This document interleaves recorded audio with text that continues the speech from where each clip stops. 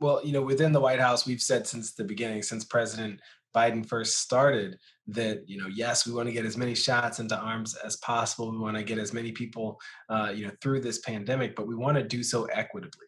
Equity is the critical component of everything that we do, because if we have a response that only serves a few, or that only serves one demographic or one segment of the population in a pandemic like COVID, having anyone who's left behind puts all of our recovery and our response at risk. And so this has created a moment for us to really look into, what we can do to make sure all communities are well served.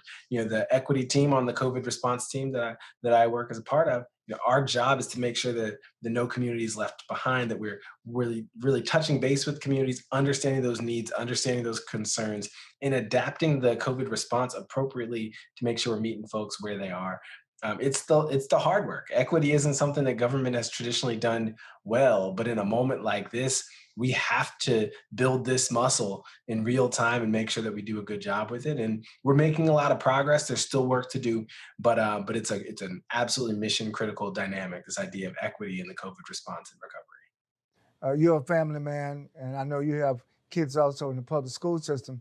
Can you talk about the importance of not just one person in the family, but all family members of the right age that have been approved to protect themselves from COVID-19? Yeah, that's an issue that's near and dear to my heart. What we know is this Delta variant, it's impacting more kids. We know that more kids are getting COVID, and tragically, you're going to see more COVID deaths. We have to protect our kids every way that we can.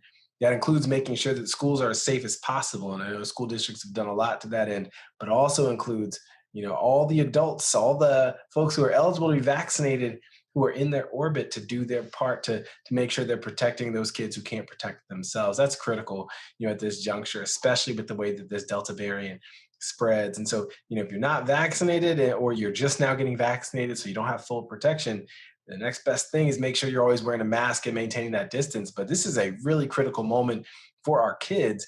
And the fact of the matter is, yes, a lot of kids, if they get COVID, do just fine. They don't often have the worst outcomes. But we don't just want our kids to survive. We want them to thrive. We want them to get back to doing the things that they love. My son wasn't able to play his first year of flag football this year because of some of the dynamics with COVID. We got to make sure that we get them that opportunity to do the things they love.